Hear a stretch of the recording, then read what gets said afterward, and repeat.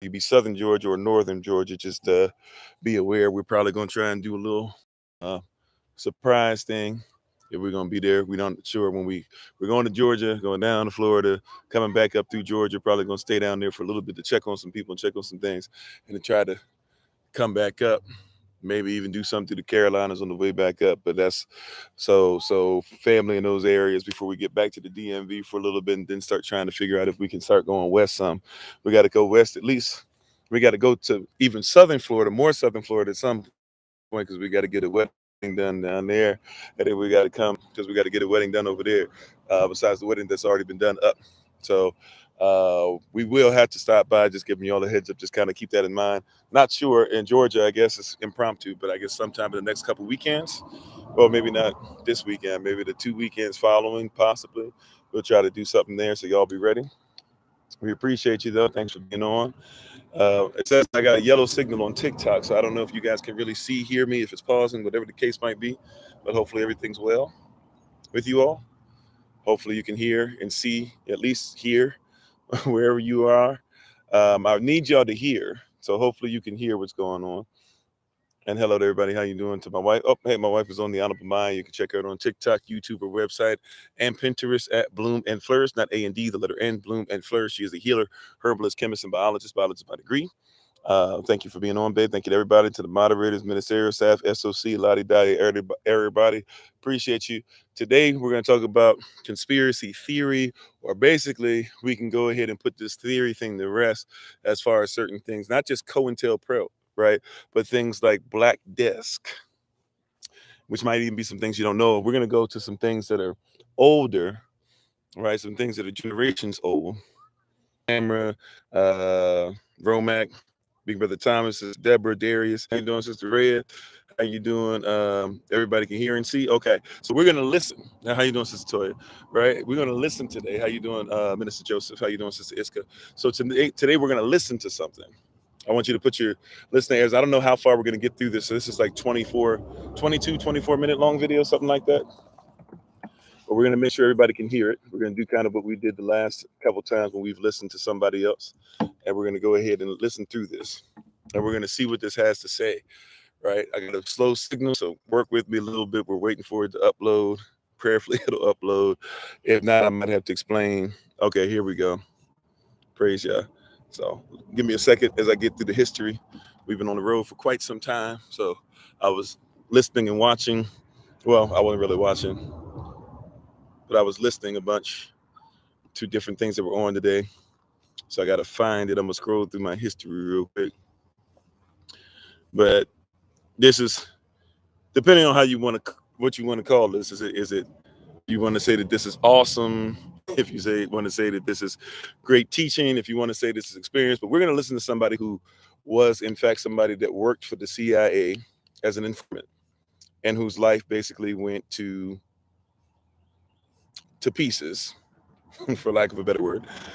But something in him feeling guilty about what he did to his own diaspora, to his own people, and people that really trusted him, made him come out with an interview that he talks about what happened. And this is, I want to say, well, he did these things in the 60s and 70s. He was around people like Malcolm X, Reverend Dr. Martin Luther King Jr., etc. But we're just going to listen today. So I will do my best. Hopefully you'll be able to hear it on all the devices. Well, we only got 2 right now, but on both platforms. Hopefully you guys will be able to do it, and prayerfully you guys are having a great day once again. Thank you for being on, everybody. We appreciate you. We are on the road, so I'm just kind of stopping a little bit, but we want to make sure that we check in like we're supposed to. In the world, they check in differently than we check in, but I check in with y'all's people. Uh-oh. Okay, there we go. So this is called, if you want to look this up for yourself and watch it without having, so perhaps I already got one YouTube box open live, so it might give me some problems, but quite a few times. Okay, here we go. All right. So we filed and got it up. So we're just going to listen in, right? This is basically, we can say today with certainty, looking up stuff, it's a conspiracy theory. We can say it's a conspiracy after tonight, but we don't have to say it's a theory anymore. If you want to look for this video is called, it's on YouTube, it's called Ex-FBI Informant studying NOI. He's not just studying the Black Christian movement. It says that these are people that would literally study and go to places where Black people would have much they could trust them because they knew about him, but then they would have these Black individuals teach them about the culture and certain things that they didn't know, so they could put things in orbits and things of that nature. Okay, so we're gonna have this, but we're gonna go ahead and start that on Sister Irene. All right, so we want to make sure. Right, we got to make sure, because people will say, "Oh, this and that, whatever." But we got to make sure, because this is somebody we know for a fact worked for the CIA. He's going to give you names of people that you probably don't even think of, never thought to look for, etc. Right? But he's going to give you names. He's going to give you places. He's going to tell you what he was and what a part of. Right? All these different things. He's going to tell you what his life situation is. All these different things. Okay. All right. And if it's freezing, once again, I'm in a position, I'm sorry, I don't know what to tell you, where it's going to have to do the best that we can. If I try to take it off I could try and take it off the Wi-Fi. It's probably going to be worse off than it is on, though.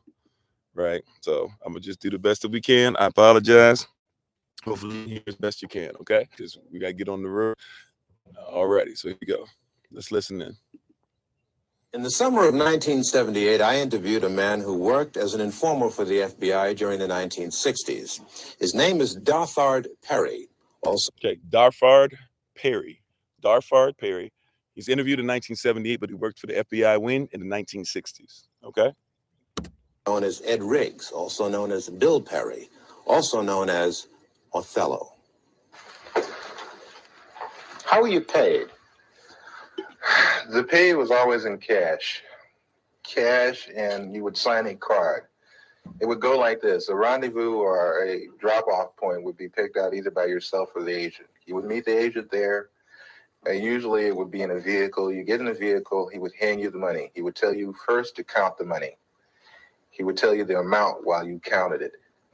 If the amount was there, he would then bring out a card. On that card would be for the week of such and such. In other words, the week was dated. So-and-so has been paid the amount of. Okay. So he's telling you how it got paid, telling you why you can't trace it or track it, which is something that FBI does, but they still had a paper trail. By the way, you can look up their paper trails and stuff to be able to find out if he's telling the truth. You can find out the name he's under. You can find out his aliases. But before we go any further, just making sure, because I got you a little bit further away than what I normally would have you when I'm playing something off the device I'm using. So on TikTok, can you guys hear? Can you guys hear what he's saying? You can hear me possibly, but can you hear what he's saying? Anybody on TikTok, can you hear what he's saying? Yeah. Okay. All right. Amen. All right. Thank you. All right. Cool. All right. Let's keep on going. Then you would sign the card, and then the agent would sign the card. The reason for this is that if all of a sudden the IRS became very interested about where you were getting all this extra money from, you could always tell them to go back to the Bureau, and the Bureau would have your cards on file. I see. Were there such things as bonuses? Oh, yes. What were they paid for? Bonuses were paid for, suppose while you were meeting with, or you were at a meeting with Bobby Seals. Okay, Bobby Seals. So we're talking about somebody who's involved in the Black Panthers. He's just told you that the IRS tracked this stuff. He just told you that so therefore you could track this if you really wanted to, and the FBI has evidence and proof of this. So once again, this is not something made up. This is not something that we can't check out for ourselves. And he's even about to tell you that, hey, like somebody that was used to do this with he literally just labeled somebody who helped start the Black Panther Party. So one of the people who picks up the Black Panther Party, we're listening to him talk. He's telling you how this works. Okay. Now, I'm not saying, so once again, this was an interview done in 1978 about something done in 1960. So from 1978, we had this information. Why are people telling us that this stuff is not real or this is conspiracy theory? You said this is how the FBI gets paid, or how they cover up corruption. So this is how the FBI pays out people, some of the people who are informants, right? If you're an informant and they don't want anybody to know, right? Like, because you got to recognize how deep, well, we're going to let this play. We're going to let this play. But this is basically saying how the FBI is paying certain people in the 60s to ensure that they can go ahead make sure that you're taken care of if the IRS comes looking for you. But at the same time, if any of your friends try to look up who you are or try to see what's going on, they can't find out who you are. All right, but let's keep on going. How you doing, Brother Ali? Let's keep on moving.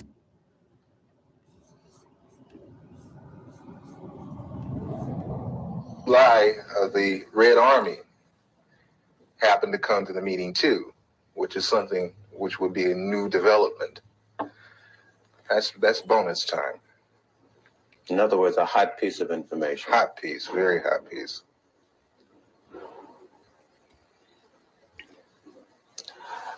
Did you ever suffer pangs of conscience? Quite a few times.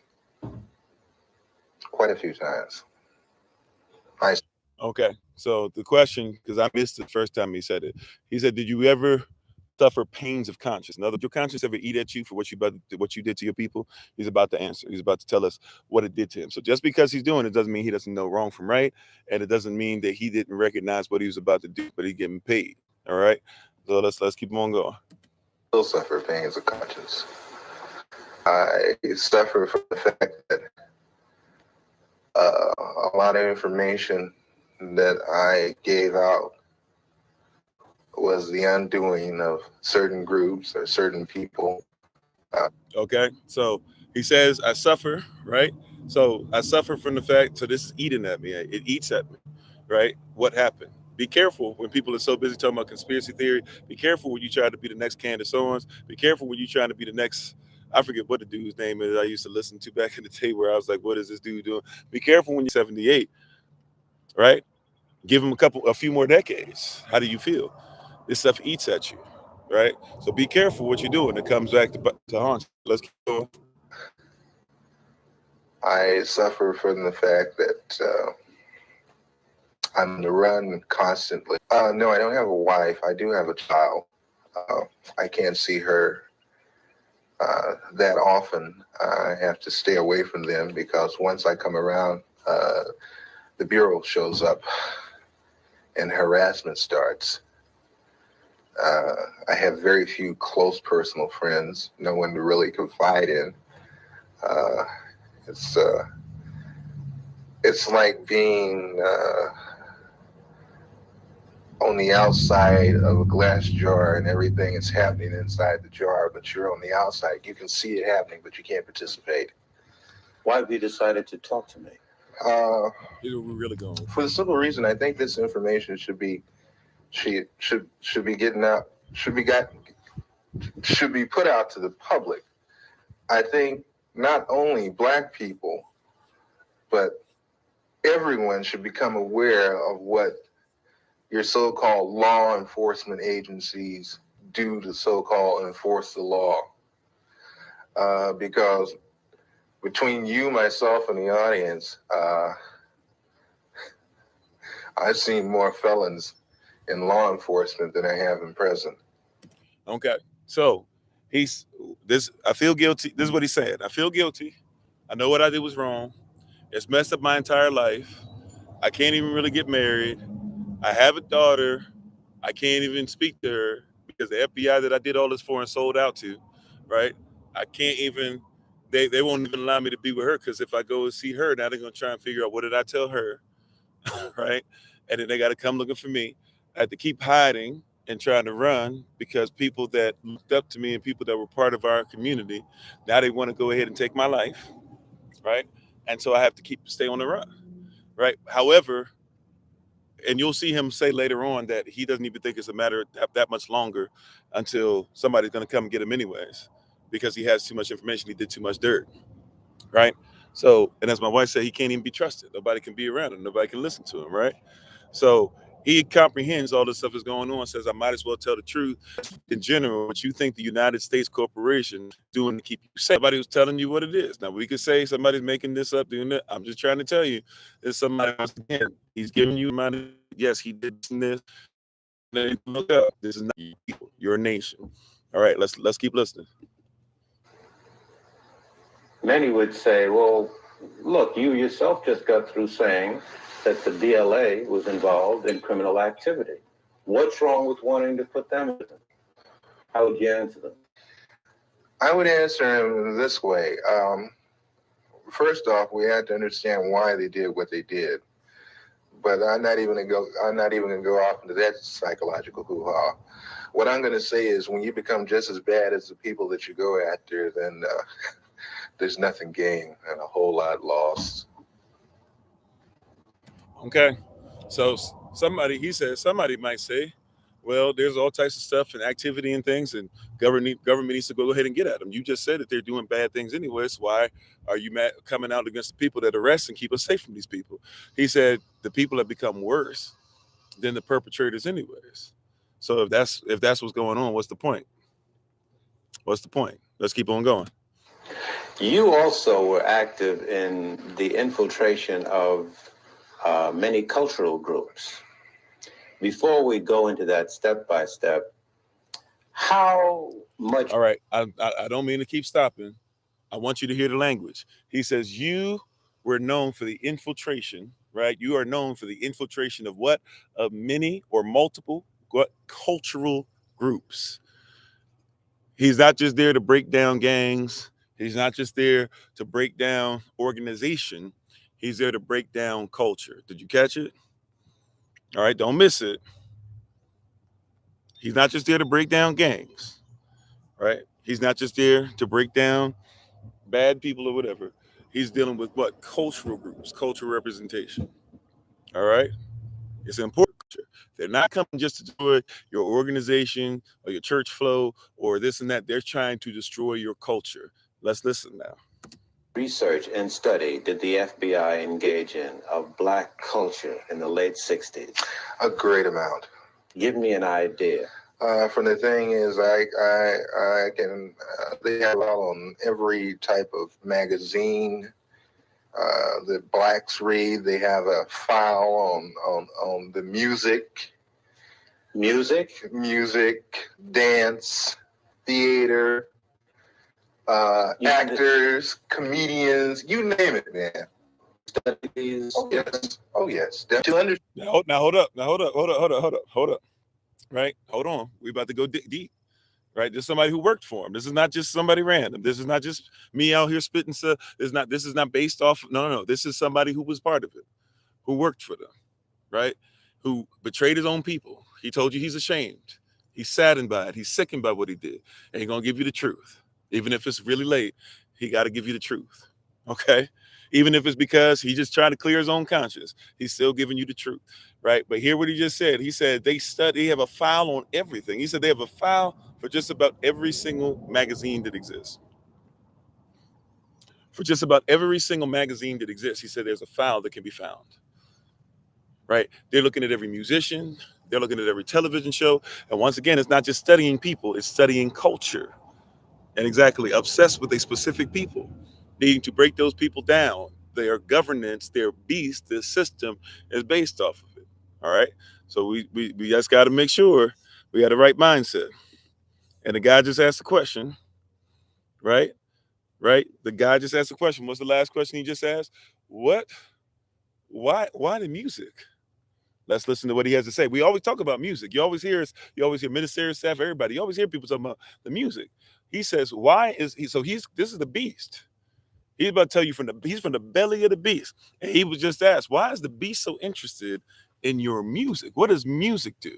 What's the spiritual? Let's not even go spiritual yet, because obviously it's spiritual. But let's just make it practical for a second. What is the practical reasoning for attacking somebody's music, controlling their music, making sure all these artists are underneath them? Let's listen to what they had to say. What would they do with music? To understand the people, you have to understand the culture. To infiltrate, you have to understand. Run that back. What do you say? To understand the people, you have to understand the culture. Wait a minute. Run that back one more time. To understand the people, what? What would they do with music? What did it say? To understand the people, you have to understand the culture. To infiltrate, you have to understand. So they study you. They study you. Don't we say this time? They study you. They know what makes you move. They study music. They can't play your music with the same flow and feel and stuff that you have, but they have to make sure that they know your culture. You can't infiltrate the people if you haven't studied their culture.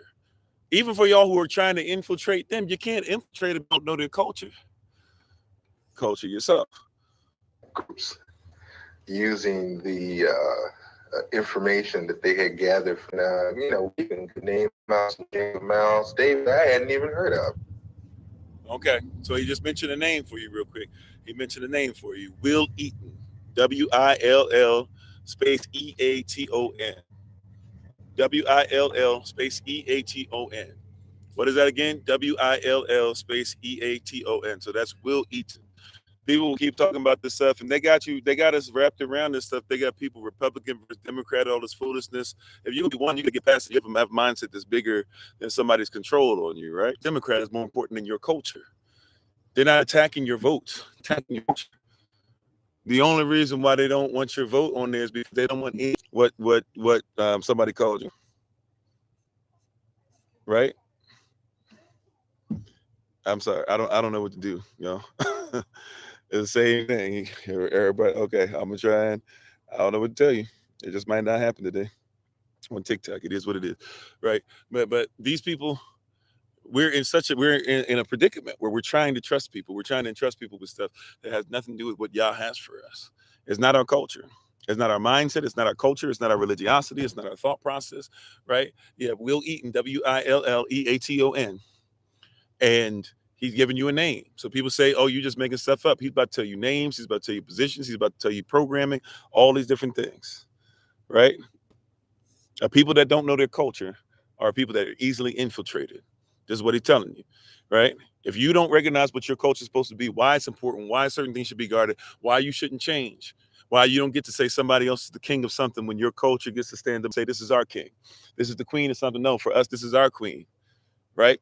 You're not going to be the one to control our music. We're going to tell you who musically we look up to, right? It's like when people say Jay-Z's the king of hip hop. No offense to you, Jay. You do well. But let's be honest, there's not a year that I can think of to where you had the #1 album and you were the hottest. There's not a year. We didn't put him as that. Somebody else did. You hear what I'm saying? So that's why you look up to him. Look, Beyonce, couldn't nobody find out? Nobody was worried about Beyonce. Aaliyah was around. Beyonce who? Bay who? Right? That's somebody else's. They tried to put her in Austin Powers. They gave her that song. Listen to the soundtrack of Austin Powers. Listen to the song that she was doing. Tell me how much you like that song. All of a sudden, Jay, who couldn't get with Aaliyah, Aaliyah passes. Jay says, go ahead and give him the producers and everything that Aaliyah had working for her. Next thing you know, all of a sudden, got you looking so crazy right now. That's not yours. I'm just giving examples, right? Obviously, it's deeper than that, but I just want you to know somebody can easily infiltrate your culture, and they begin to control it, and they begin to tell you all these different things. Yeah, you didn't remember. We don't even remember those songs. But she was struggling. She was hoping that she wasn't going her solo career, especially, wasn't going to flop. Wasn't that long ago? I know we act like 5 years was a long time ago, but we talking what 15, 20 years? No, Aaliyah, right? 20 years ago, over 20 years ago, I think. I don't know. I gotta research, right? But a little while ago, but it's not that long ago. But all it takes is somebody to control and manipulate your culture, tell you this is what y'all always loved, and now all of a sudden this is what you were always down for. That's not what you was always down for.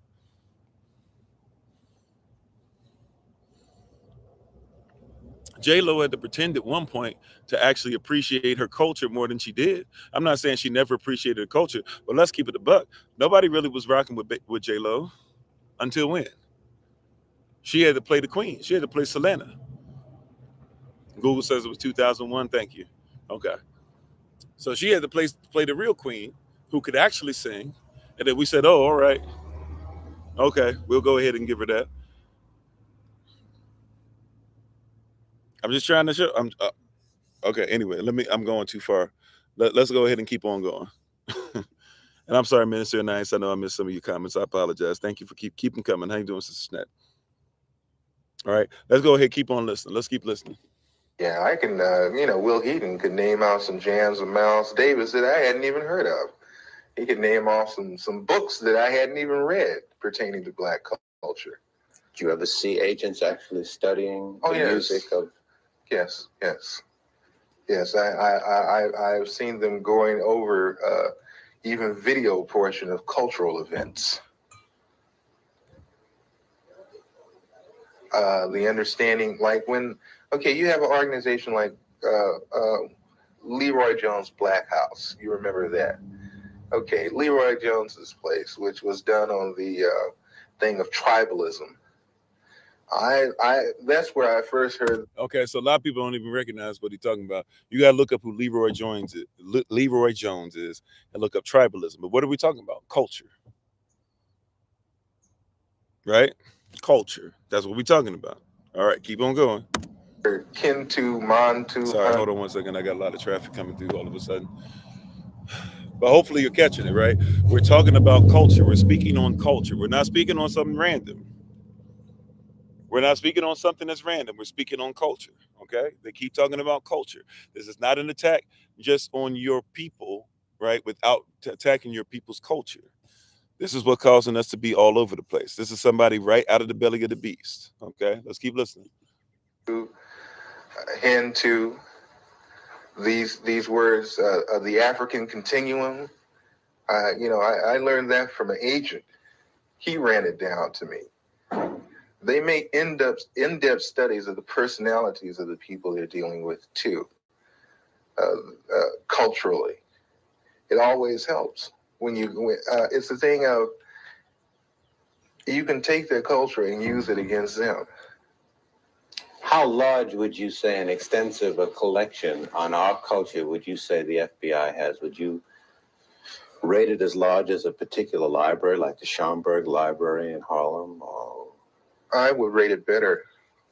I would rate it better, and the fact is that they go into details that we probably would overlook. Okay. So the question is what? And all this stuff that y'all have to study black folk, right? Let's just use that term for tonight. I know people are arguing with me. What is black? Where is black? This and that. Okay. All this stuff, but tonight we're just going to use that term, okay? So all the stuff that they're using to study black folk, study black people, study your diaspora. The question is asked, how in depth is this? I mean, do they have a whole library? Is it something like the Schomburg Library in Harlem? Is it something that we would say is you? He said, oh, it's better. He said it's more in depth. He says they look for details. They look for the minutia. They look for the things that you would consider to be small because you don't even make sure you protect even the small things of your culture, but they know the smallest crack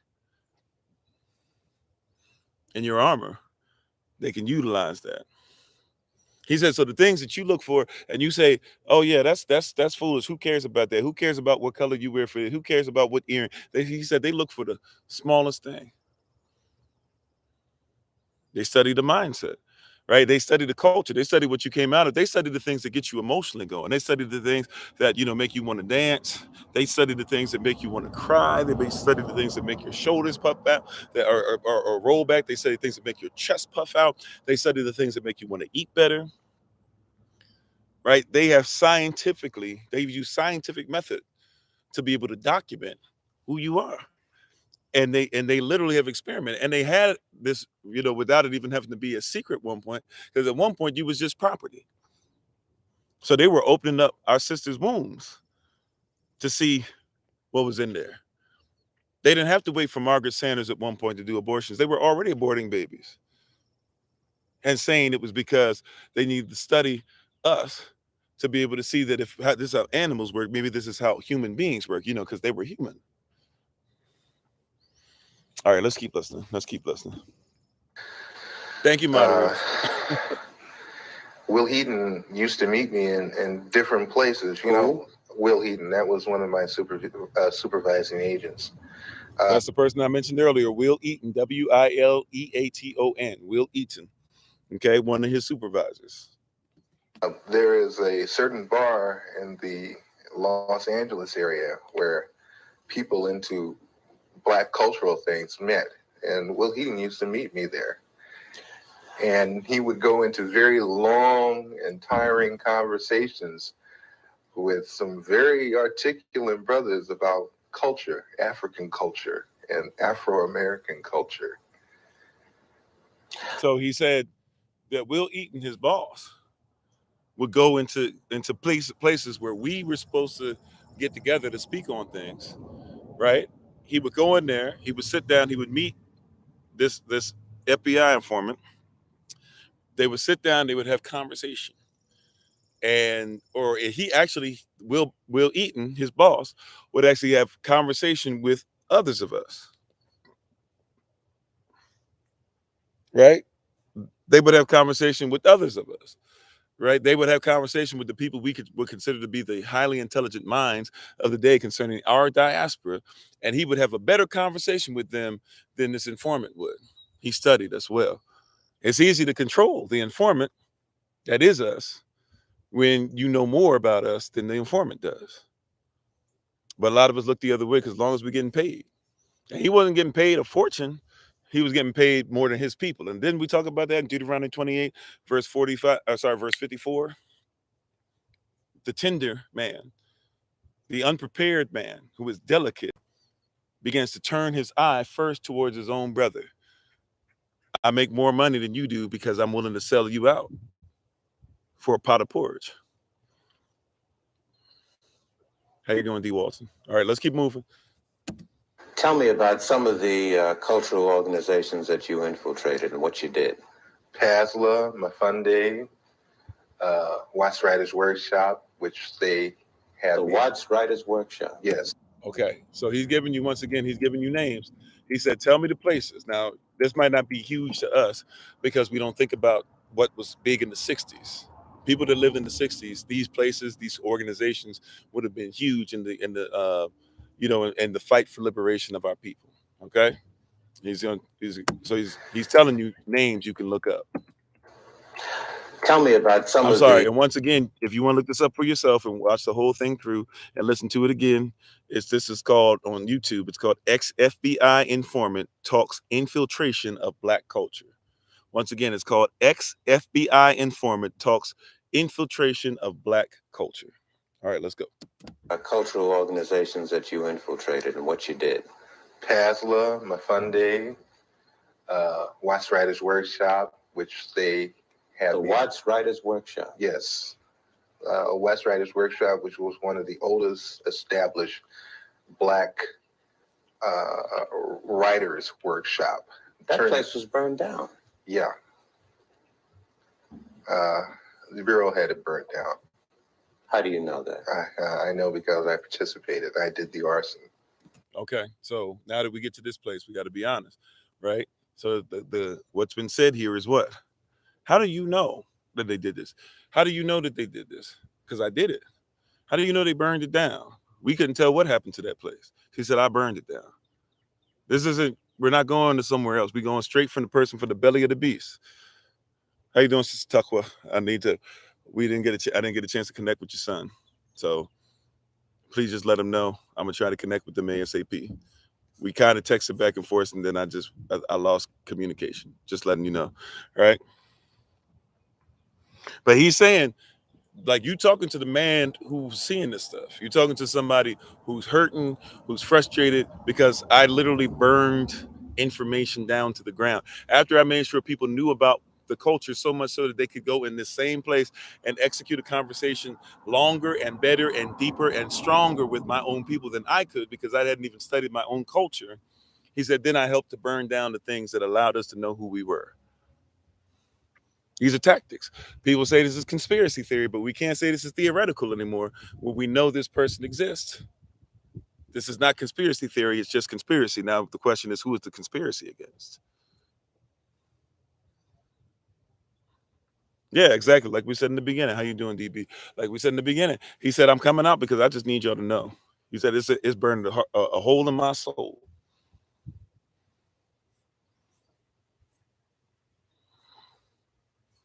He said, this thing is burning a hole in my soul. How you doing, Brother Brian? I think I saw you come on. All right, let's keep moving. You burned down the Watts Writers? Yes. Why did they want it to go? At the time, funding had been cut to the workshop, had been cut out, but it looked like there was a possibility of a grant being given back to the workshop. So he said, this place that had a bunch of information for us, a place where we would come and communicate and chill out. He said that at first it looked like everything was fine, they were losing funding, and we weren't going, and we as a people, we wouldn't be able to keep things up. We wouldn't be able to keep coming to this place, having information, doing things like that. So everything seemed fine until it looked like we might be able to get a grant. And when somebody was going to help us to continue, they said, no, we got to burn it down. This is why you got to do some things separate from the system. Can you see? We keep trying to do certain things and trying to even accept grants from others in the system. No, after a while, you got to realize like they're keeping track of this. You got to be in a place to where you are separate enough to where there's no information being given out. See, this informant is somebody gets to go to every place you get to go.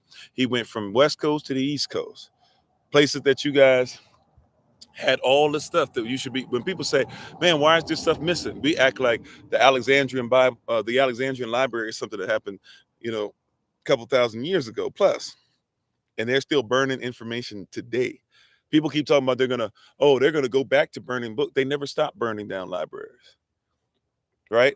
It wasn't until the 1990s that you could actually go into a North Carolina library and actually have somebody tell you the truth and give you a book that they had, but they wouldn't let you see, on Wilmington being burned to the ground in 1898. It took 100 years to finally be allowed to see what they had done to your city. If you lived in Wilmington, unless you listened to your people and actually believed them, because sometimes we think it's conspiracy theory, you wouldn't even know that huge area in Wilmington, North Carolina, that's just looks like a building should be there, used to be where your only newspaper came out of, and they burned it down. It's not theory anymore. It's just straight conspiracy. Stop saying it's theory. It's not theoretical. We got somebody from the belly of the beast. He's telling you the truth. And no matter how we might feel about it, no matter how disgusted we might feel about what he did, praise Yah that at least something in him said, I need y'all to know. They might lock me up. They might take my life. They might not let me talk to my daughter. But somebody going to leave here knowing that this stuff is real. And I'm going to give you names. I'm going to give you what they're called, all this stuff. Let's keep moving, though. I don't have as much time. Let's keep moving. And if there was no theater, there would be no grant. How did you do it? 2 cans of kerosene, a Purex bottle, gasoline, and a flare, highway flare. Why didn't you use more sophisticated stuff? Oh, no. You're never overly sophisticated. It's too obvious. Uh-oh. He said, why? He said, if you're gonna burn it down, I don't believe you. If it's the FBI, see, this is how they mess with us. This is how they mess with us, right? This is how they mess with us. They said, he said, the guy says, okay, you burned it down. Why did you go through a sophisticated manner? He said, oh no, like we need them to believe that somebody in their neighborhood burned it down, that one of them burned it down. If we did it, yeah, it would be sophisticated, but we're gonna act like they did it. We don't. So, because watch this. What he's ultimately saying is that if our people and their people heard that some sophisticated stuff was used to burn down something, he said nobody would even believe it because we don't even trust them to be sophisticated in how to tear themselves apart. Right? Listen to the rest of it. This way you make it look like,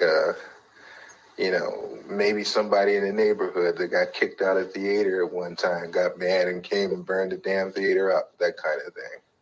But you were involved in this theater? I mean, didn't get to you at all what you were? Hey, man, that got to me a great deal. I love that theater. I built the stage. He said, I built the stage. I love the theater. I built the stage. But what? I burned it down. Why? Because I work for Massa.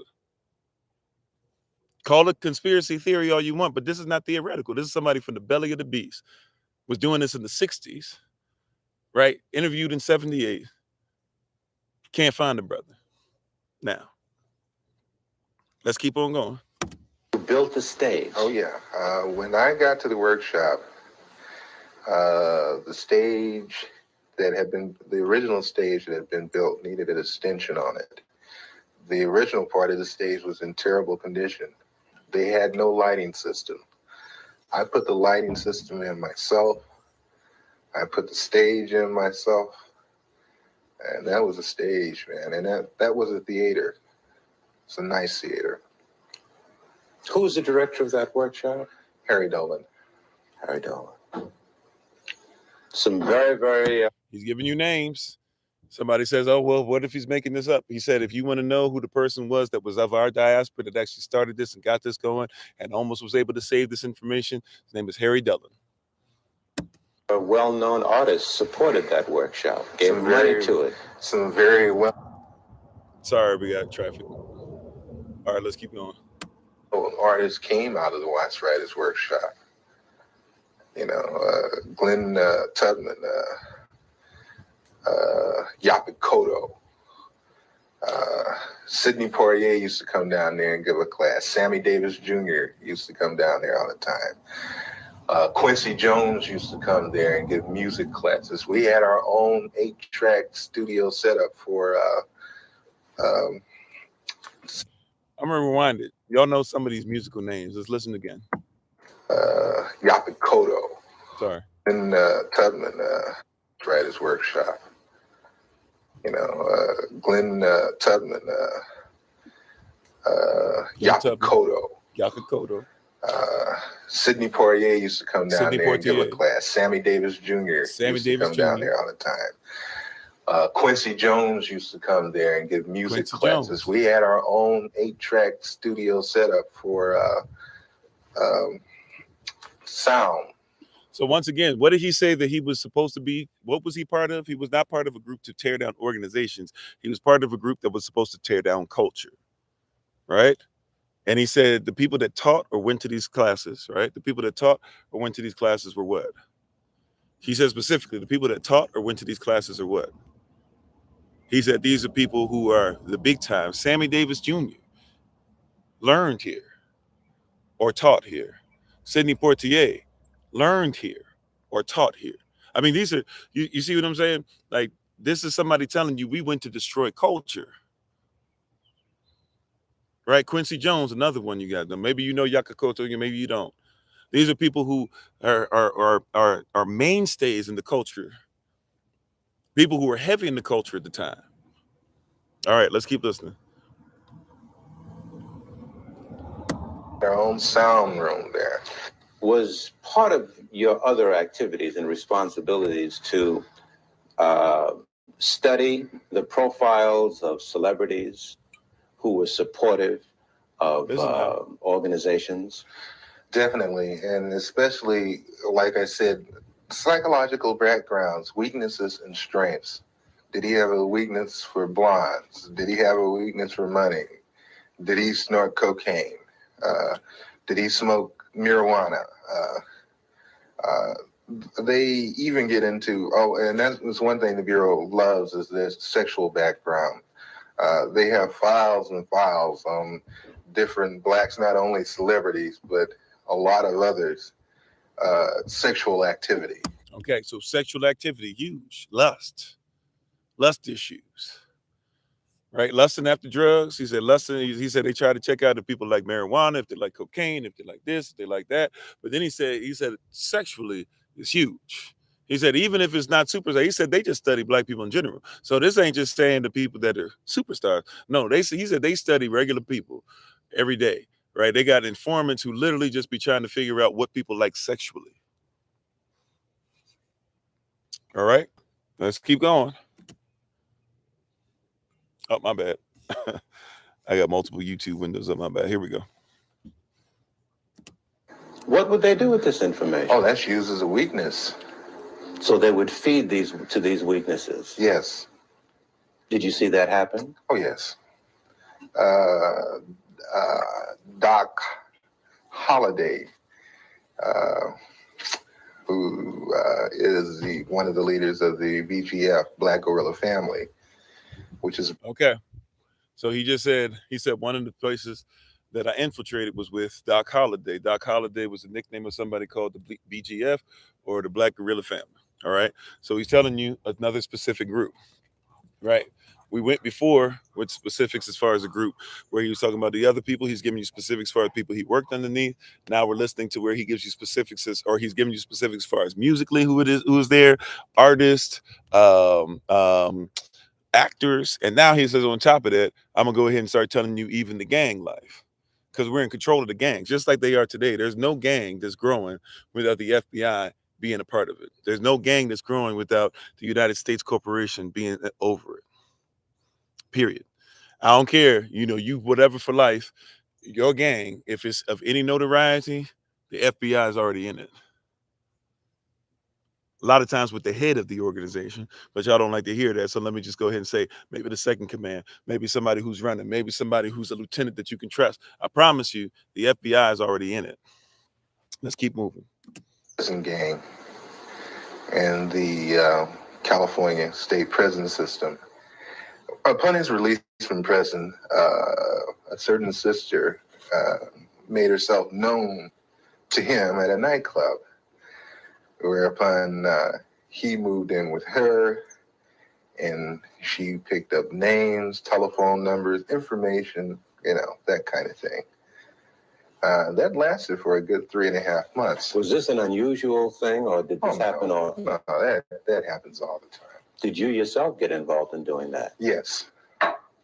Give me an example. There was a gentleman that was on trial in Los Angeles that belonged to the BLA that had been busted in a southern state for a bank robbery, but was brought with 2 other people to Los Angeles to stand trial for the machine gunning of a police officer in Los Angeles.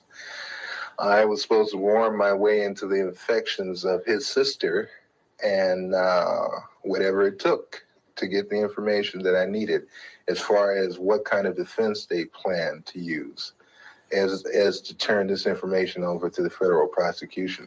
Did you do it? I got the information, and thank God I didn't have to go through with the actual thing of sexual activity. What do you mean, thank God?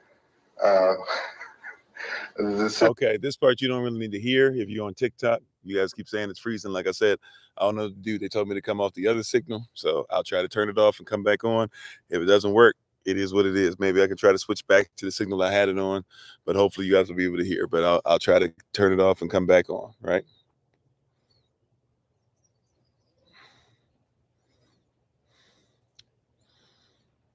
But I'll let it play for y'all while we're waiting. It was rather They don't need to hear unappealing. this part. How did you justify to the organizations in which you had infiltrated yourself that you were living on an $800 a week stipend or on an $800 a week standard of living when most of them were living hand to mouth? Well, hey, brother, I'm hustling, I mean, hey, man, sell a little this on the side, a little of that on the side, I get over, that kind of thing. In other words, ain't nobody's business but mine where I get the money. So, everybody took it for granted that I was possibly doing a little dealing on the side, that kind of thing. Then also, everybody liked me for the simple reason that I would do things that I didn't have to do. I would go out of my way. Like Mafunde would have a pageant and they needed someone to do the sound setup for him. And I'd say, of course, I'll do it for you. That kind of thing. Okay. So he says, look, man, one of the reasons why I got away with going ahead and doing all this stuff, I don't know how much you can hear, how much you can't, but sorry if you can't hear it.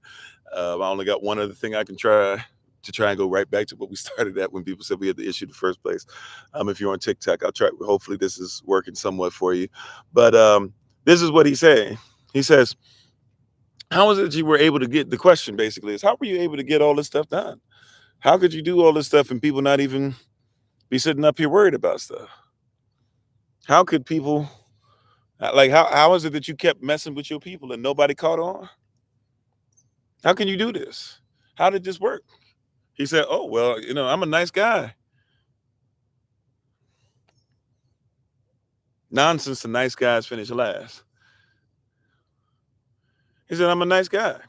He said, how is it? He said, I'm the one that built the stage. Remember, he told you he had built the stage earlier. That's why he was sad when he was told he had to burn down the whole theater and burn down the library portion and all this stuff and burn down the stuff we were learning and growing with in a place that was helping our people. And he hated the fact they didn't do that. He was a nice guy. He said, I would always, if somebody would ask me for something, I would go further than what they asked for me. I had that Antichrist spirit. I had that 8th head, if you will. I had that second beast energy where I got the authority. I really do this same thing the first beast does, and I give power to the image of the beast, right? I give power to the image of the beast, but real talk, right? Like I have the horns of a ram, right? But I have the body. I mean, but I speak like a dragon. I seem like a lamb. I seem like a sheep, but I really am speaking like a serpent, right? he says, man, I'm a nice guy. I'm a nice guy. If you get to know me, I might be, doing things that offs my people and stops what we're doing and stops what we're pressing towards, right? But I'm really a nice person. That's why it's so easy for me.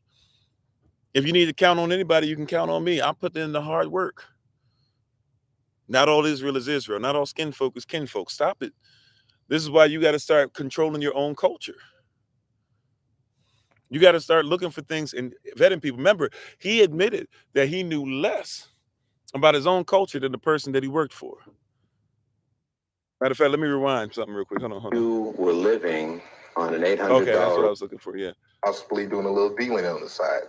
So they said, so one of the questions they had for him was like, or one of the questions that the interviewer has for him is, hey, how did you get our people to just go ahead and ignore the fact that you might have been living better than them? Right? How did you get our people to fall for the fact that you might have been living better than them? He said, oh, all I had to really tell them was I do a little stuff on the side. I do stuff here or there. Right? Maybe I'm doing a little bit of dealing. Maybe it's something that you don't want to know that I do. Now, you would think, well, I don't need somebody like that to be part of the Black Panther Party. I don't need somebody like that to be part of something that once wasn't a gang, but now just all of a sudden become a gang because people are getting killed off. I don't need somebody like that to show up out of nowhere, right? It's not much to you now, but back then he was making $800 a week, and it was all, it was all cash. Nobody had to know about it, right? It was all cash. He didn't pay taxes on it. So back then he was making pretty much, for some people, he's making great money now, no taxes, right? Some of y'all don't make after taxes $3,200 a month now. He was making $3,200 a month back then. What is this? This is the 1960s. So he said, and if somebody said, well, how are you making this? He said, yeah, man, I do some stuff on the side. Some of it you might not want to know about. Some of it is shady. But they say, well, he's a really nice guy, though, and he builds this and he does that. It's stuff that people make excuses for today. Well, I know he's a dope dealer, but we'll still let him in, not realizing not only is he a dope dealer, he works for the government. They're trying to tear you apart. We've had this happen even with SOC. We ain't even as big as some of these places, but that's how much, even the smallest spark, they're trying to put it out. People don't take it that serious. People think we just coming up with stuff random. Even the smallest spark. I've dealt with, not necessarily informants per se, even though I think a couple of them were, but I've dealt with stuff, come to find out they were Masons. And Masons don't like me. I know that because some of my friends that were pastors and bishops and stuff, all of a sudden I become a pastor, and all of a sudden they started gritting their teeth at me and stuff like that. I'm here to tell you, like, we've had stuff where I've had to kick people out or not give people information or vet them. And as I asked them questions culturally and things like that, and had people check on them who were in their areas, oh, they liars. You would be surprised at what they're doing. But see, people think, once again, it's just conspiracy theory. That's why I want somebody who's from the belly of the beast, who's one of us, who is saddened by what he did and gave us a warning, 88, 98, 08, 18. So he gave us a warning 40, 45 years ago about being ready for all this stuff. Minister Malcolm X, he's on YouTube as well. You can listen to him. The CIA brings him in and says, hey, we know we know your people. We know your boys. NOI, they're going to try to kill you. Unalive you. You know that they're going to try to do this to you. Why don't you go ahead and give us secrets and we'll protect you and we'll take them out if they try to do something. He said, look, at the end of the day, you're going to try to take me out anyways. Right? He said, I'm not going to change. He said, I know what's going on. If you were to take me out right now, it's over. That's fine. He's recorded. We got this recorded of him. He says, however, even with that being said, he said, I'm not going to go ahead and betray them. But CIA said, we know who you are. Malcolm X, Minister Malcolm Shabazz, he is on wax. He's on recording, telling people, like, hey, I do know what's going on. Telling people I do know what's going on. I know what's up. I know that there's informants. He said there are people who come up to me, and out of respect for me, they'll tell me that they're informants.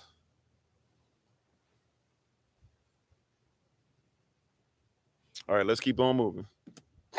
Would you say to American citizens that this situation of surveillance and infiltration continues to this day? Oh, yes. On the dimension that you experienced? Probably much larger by now. Larger. Oh, yeah. Let me put it to you like this. Each year, everything gradually escalated up more and more. So I figured when I left, it didn't stop escalating. As they say, one monkey does not stop anybody's show. You mentioned Sammy Davis Jr., who at one time, it was reported, gave money to the Black Panther Party, I believe. Were you ever assigned to look into that? Yes, I was told to try to get as close to Mr. Davis or to anyone in his office as I could. I used to go up and have real chit-chat, chummy conversation with his personal secretary, Ann, at the 9000 building on Sunset.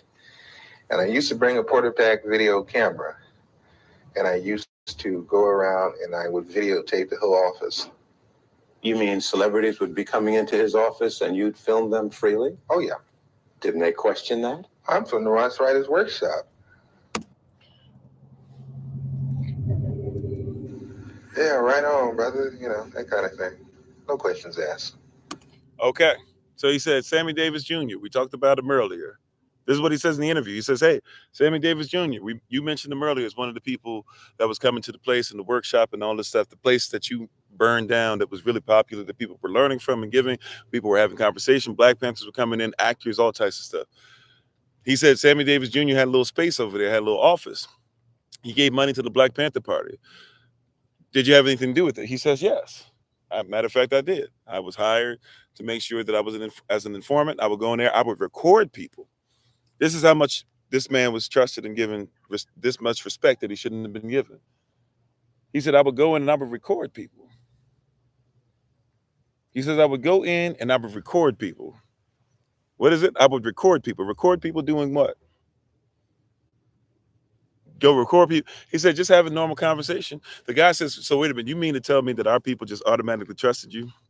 It would be like, hey, go ahead and do whatever it is that you want and go ahead and record us, even though we're having conversations about things that people shouldn't record. He said, yeah, all I would tell them is that I'm from this organization. I'm one of you. And everybody would say, oh, you're one of us. No problem. Go ahead, record us all you want. This is why there's certain things, as much stuff as we talk about publicly, there's a lot of stuff, even a lot of these meetings that people don't think that, and I'm not trying to say you better come and this and that, but like the meeting we're going to have tomorrow for everybody at SOC, there's certain things that we trying to drop on you that I can't drop everywhere. There's certain things I can't just put out there. Why don't you put stuff out there, everybody? There's certain things you can't. For those that are in the know or those that are doing what they're supposed to or those that are part of certain things, yeah, you get to know certain things. And even within that, there's stuff that we're, but that's the reason for that, because it's not just about what do white people think. I'm here to tell you they're coming. What does he say again?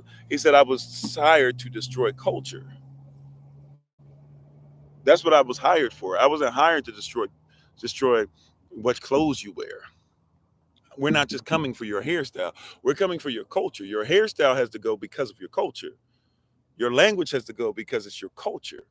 Your marriages have to go because you institute culture into your children through marriage. He said we have to deal with what you're sexually into to get you outside of what? Culture. He's telling you the recipe. Come on now. Yeah, the call is coming from inside the house. He's giving you the recipe. Nobody should have our trust like that. Not anybody. That's why I tell y'all, even when I teach certain things, please go study them so that when you realize what I'm saying is true, then you can go and you can listen and you can actually make sure that you're on point with it. But we got to finish. We're almost finished. I got to get back on the road. Praise God. Amen. Same thing with the NAACP Image Awards. Same thing with the NAACP Image Award. We were just talking about the NAACP Image Awards not too long ago, weren't we? All right, let's listen up what he has to say. They were very interested in people like Sammy Davis Jr.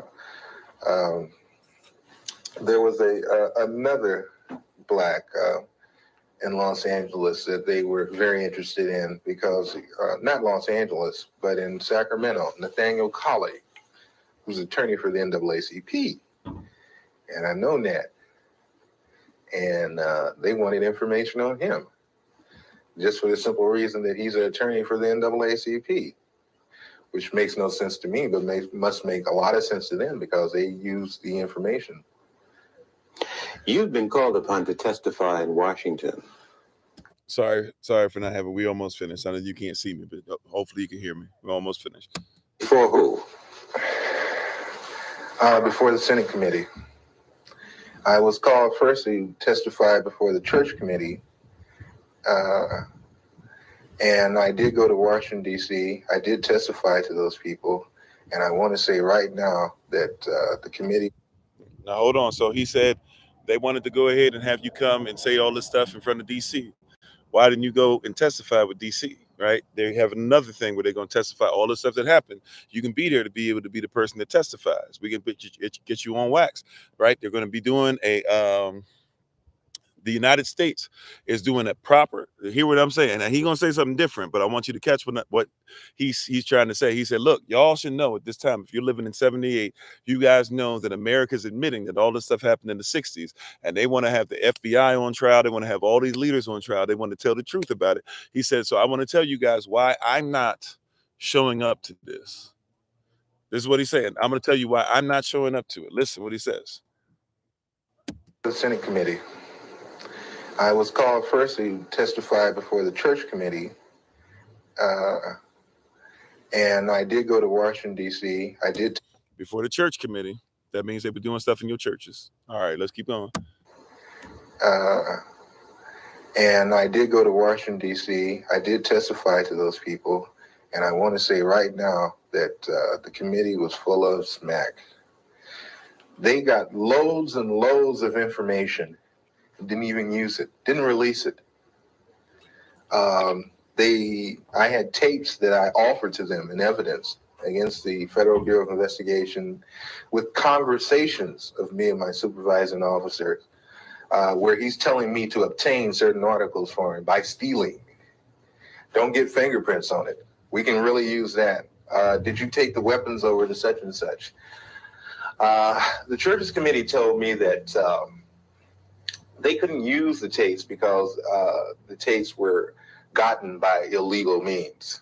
What would you say about the composition of the committee panel that questioned you? I can say that's for the birds too, because the same people that I was talking about were the same people on the panel with the churches committee. What do you mean?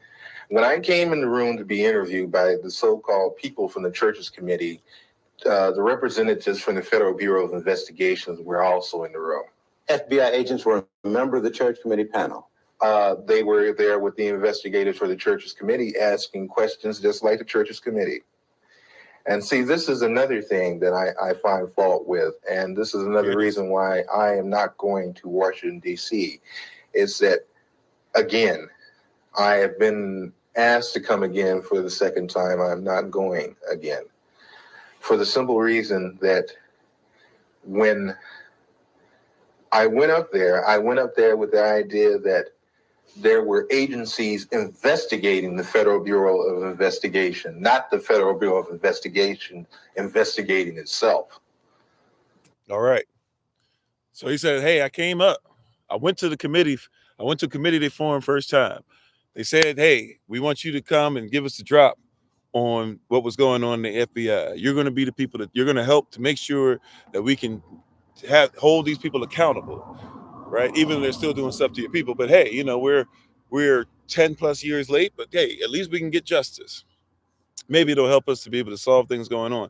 He says, I showed up and I realized not only was it FBI agents on the committee, he says it's some of the FBI agents that I did the dirt for. And when I gave the committee the stuff and even said, hey, I've got tapes, I've got this, I've got that. I've got proof and evidence of people asking me to go ahead and get things through illegal means. How am I supposed to do it? How am I supposed to get it, not get fingerprints on it, all that.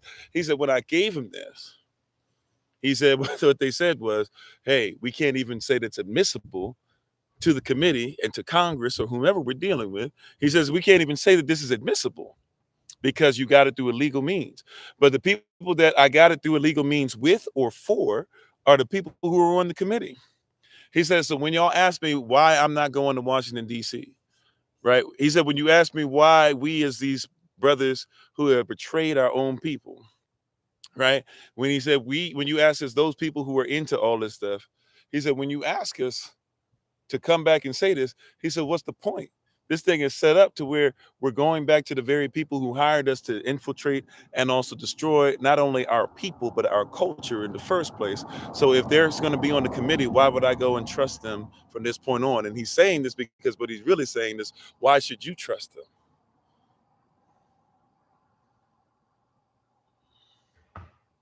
Okay, let's keep on going. You're on the lam, almost. Almost finished. Do you have a sense that you're going to be arrested and go to prison? Oh, yeah, eventually. Eventually, when things come to a head, it has to. Guy says, hey, you got all this information. You think you're going to go to prison? Are they going to do something to you? He says, yeah. He says, yeah. Yep, all for $800 a month. But he said, yeah. I think it was $800 a week, but either way, right? But he said, yeah, I'm going to prison. Like, they're going to come get me.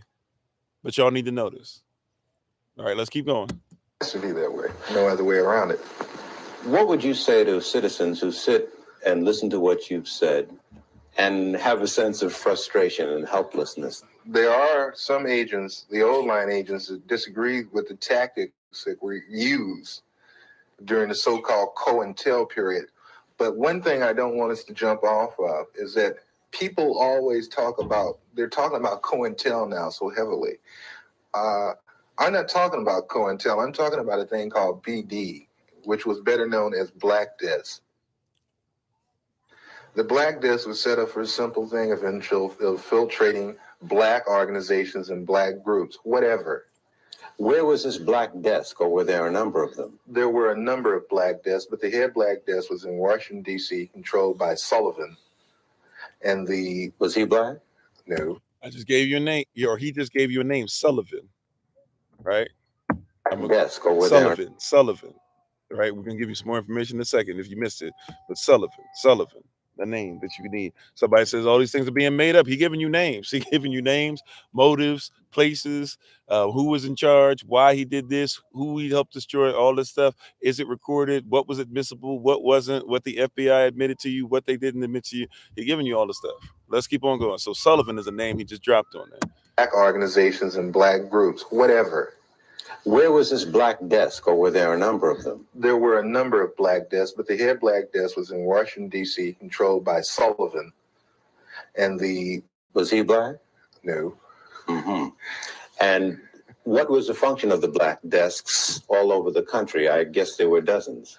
The function of the black desk was to monitor activity, social unrest, revolutionary groups, cultural groups, and such in the black community. And feed it into this central desk.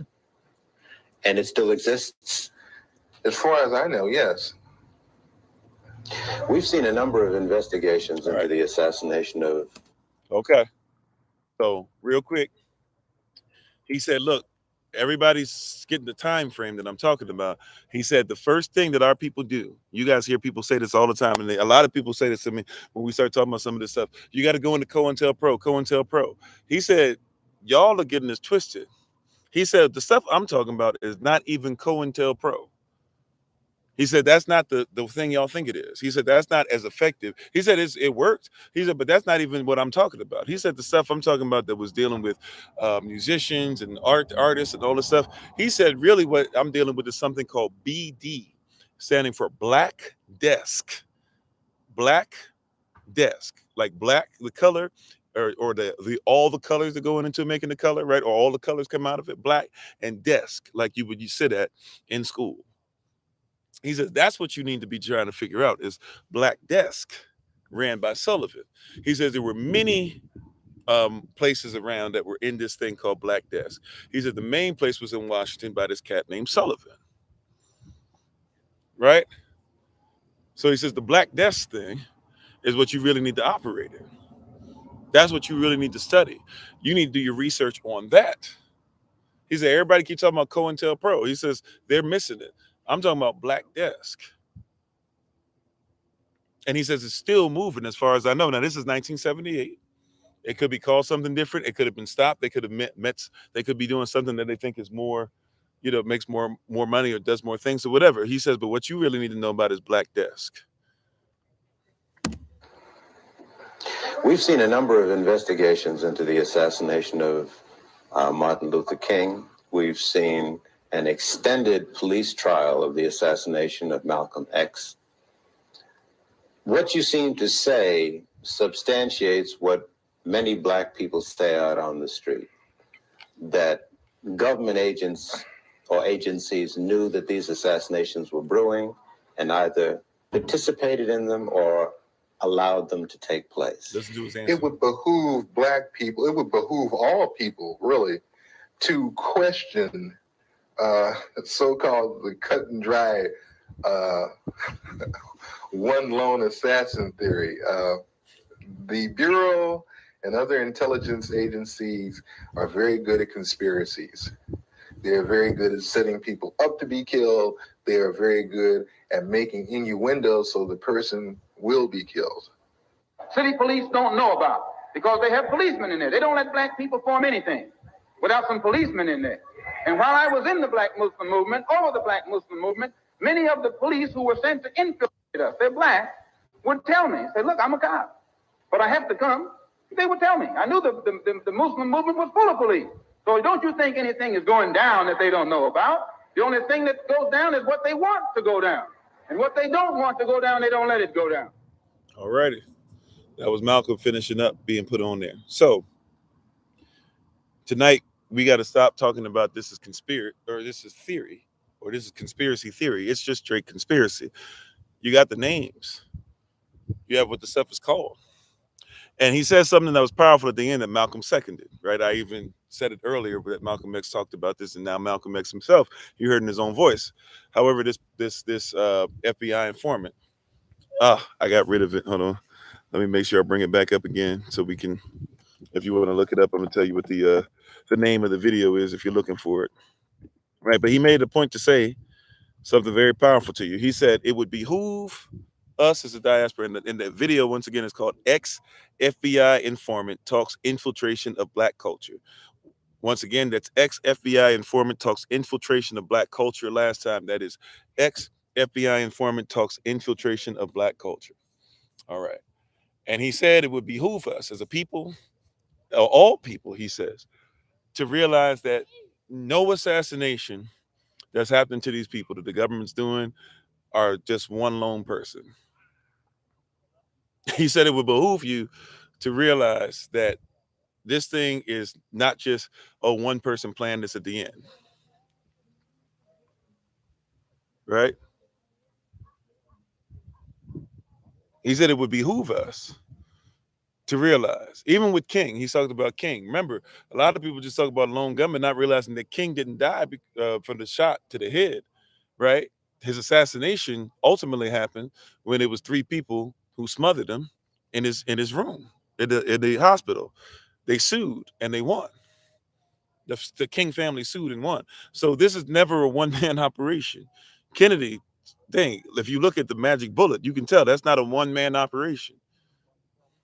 Malcolm X, not only was NOI in on it, right, to the place of where, when you study it, you'll find that Farrakhan, Elijah Muhammad, and others were in on it as well. But the Black Muslims probably didn't even have, right? They were doing this in tandem with the CIA. The CIA actually shot down at Malcolm because all of his bullet wounds are found when they did his autopsy. The bullet wounds come at this angle, right? As he's standing, they come at this angle. But the people that would have been shooting at him, they come from this angle.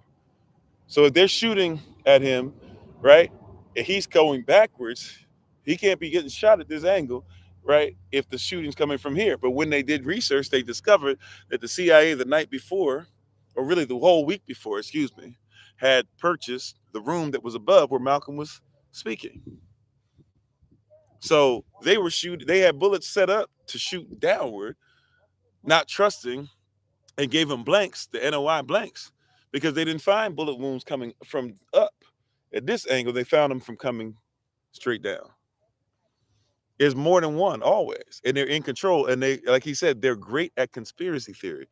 they're going to have you set up to where you're so confused by it that you're not even going to think sensically, and you don't even know where to start.